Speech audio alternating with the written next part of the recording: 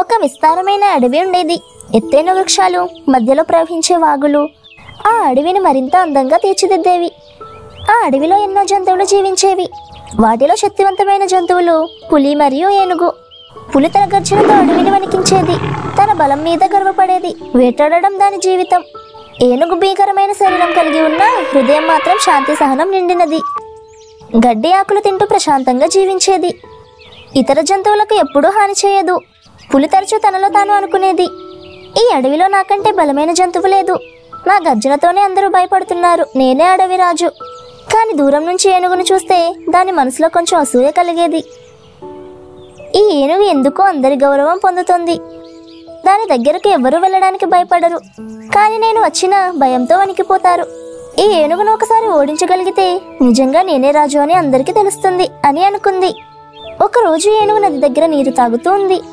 పులి అక్కడికి వచ్చి అహంకారంగా ఇలా అంది, ఏనుగు, నువ్వు ఎంత పెద్దదానివైనా ఈ అడవిలో నిజమైన శక్తివంతుడను నేనే. నన్ను మించి ఎవరూ లేరు.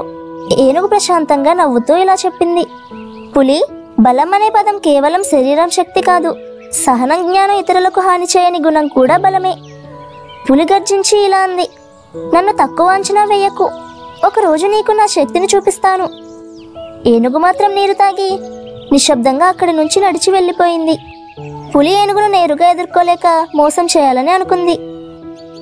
మొదట చిన్న జంతువులకు చెప్పింది, ఏనుగును ఎవరూ గౌరవించొద్దు. అది నిస్సహాయంగా గడ్డి తింటూ తిరుగుతుంది.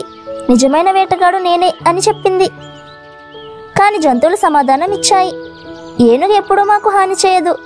అది పెద్దది కానీ దయగలది. నువ్వు వేటాడుతావు, అందుకే మేము నీకు దూరంగా ఉంటాం.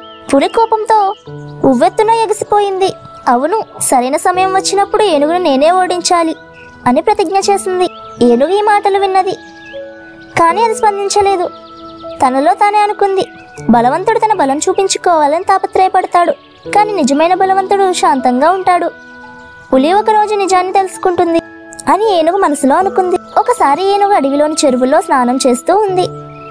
పులి దూరం నుంచి గమనించి, ఇప్పుడే దూకి దాని మీద దాడి చేస్తే గెలుస్తాను అని అనుకుంది.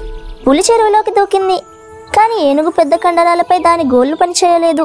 ఏనుగు కోపంగా ఇలా అంది, పులి, నీకు ఇది సరైన మార్గమా?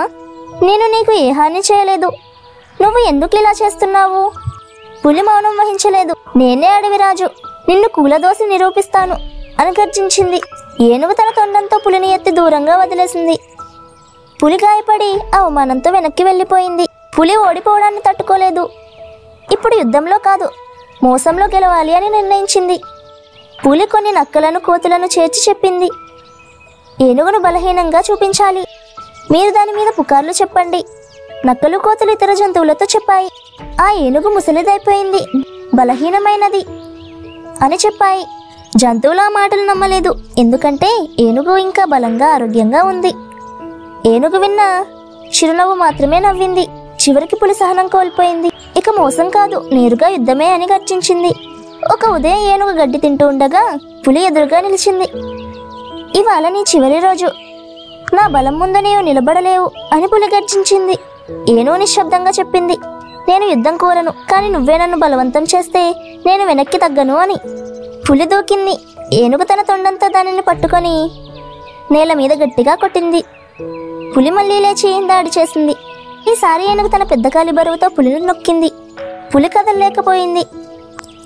ఏనుగు గంభీరంగా అంది, పులి, బలం అనేది ఇతరులను నాశనం చేయడంలో కాదు, బలం అంటే రక్షించడం, క్షమించడం.